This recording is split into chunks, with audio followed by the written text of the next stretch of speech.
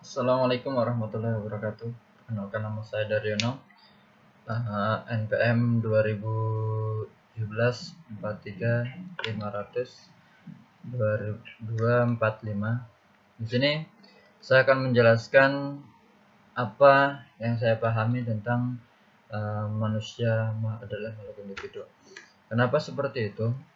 Manusia makhluk individu dikarenakan manusia itu mempunyai ciri tersendiri, ya kan? Mempunyai ciri tersendiri, berbeda dengan yang lainnya, ya.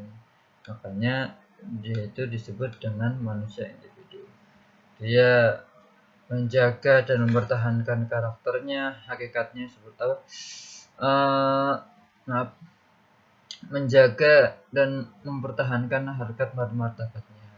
Dan dia juga mempunyai potensi yang berbeda-beda, dan dalam merealisasikan potensinya itu juga berbeda-beda, dan potensinya juga berbeda-beda. Itu namanya makhluk individu. Manusia kenapa disebut sebagai makhluk individu, ya, yaitu diantaranya memiliki corak kepribadian yang khas tersendiri, yang berbeda-beda dengan yang lainnya, entah itu sifatnya, wataknya, kebiasaannya, itu berbeda-beda.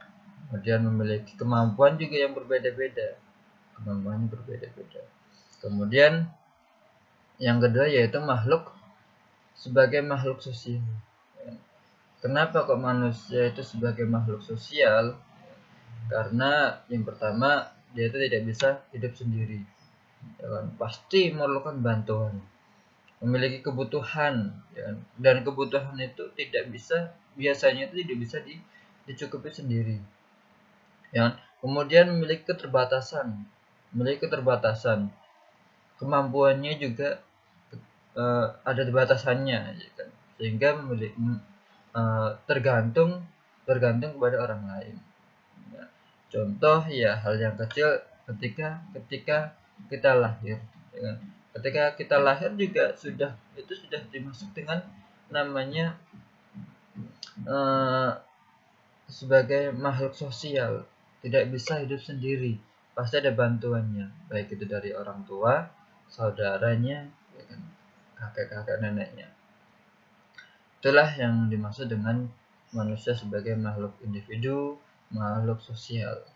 Yang individu ya hanya pribadi sendiri, yang maksudnya punya ciri khas sendiri dari pribadi sendiri, dan itu namanya individu punya ciri khas sendiri, ya kan?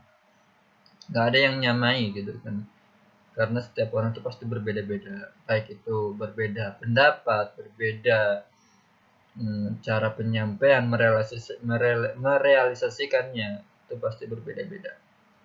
Kalau makhluk sosial itu lagi ketergantungan, maksudnya bukan tergantungan, bergantung, ya kan? Membutuhkan orang lain, ya, membutuhkan orang lain.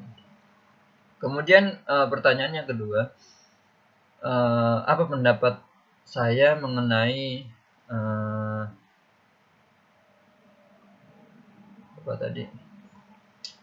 mengenai physical distancing yang di masa pandemi ini, apakah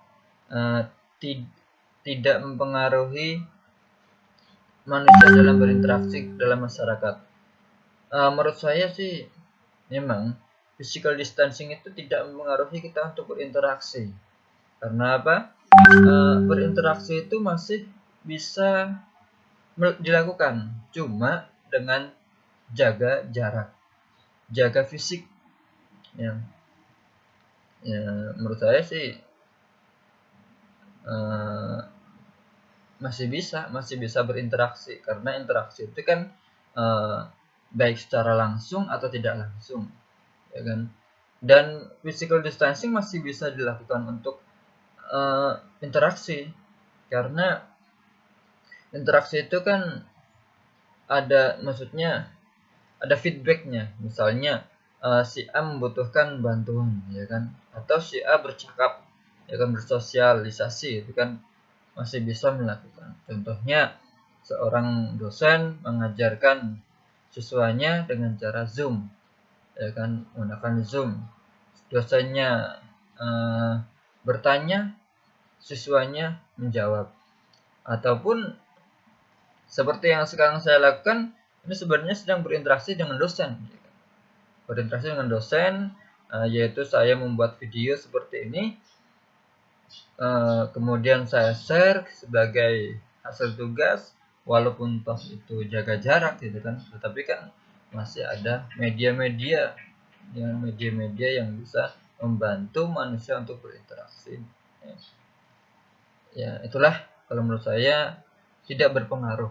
Jadi physical distancing itu tetap bisa berinteraksi dengan satu sama yang lainnya. Cukup sekian video dari saya, penyampaian itu yang saya pahami, yang bisa saya sampaikan. Yang pertama yaitu mengenai makhluk individu. Manusia memang makhluk individu, punya ciri khas sendiri. Kemudian punya dalam merealisasikan, punya cita-citanya merealisasikan itu sendiri-sendiri, kita merealisasikannya. Kemudian yang kedua yaitu makhluk sosial yang tidak bisa hidup sendiri, masih membutuhkan bantuan, ya kan? Karena karena punya kebutuhan, ya kan? Jadi tidak bisa sendiri, karena semua orang tidak bisa mengerjakan semua apa yang dibutuhkan. Dan ya ketika sakit, masa dia nyupir, maksudnya sakit parah gitu kan, masa nyupir sendiri, ya, pasti perlu bantuan orang lain untuk menyupirinya. Yang pertanyaan yang kedua pertanyaannya yaitu mengenai sekitar physical distancing, apakah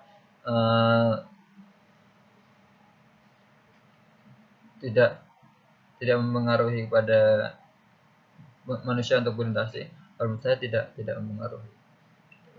mempengaruhi, karena masih tetap bisa bersosialisasi, masih bisa bekerja, bisa bercakap, berinteraksi dengan dengan saudara masyarakat setempat. Ya, masyarakat. Ya, terima kasih. Wassalamualaikum warahmatullahi wabarakatuh.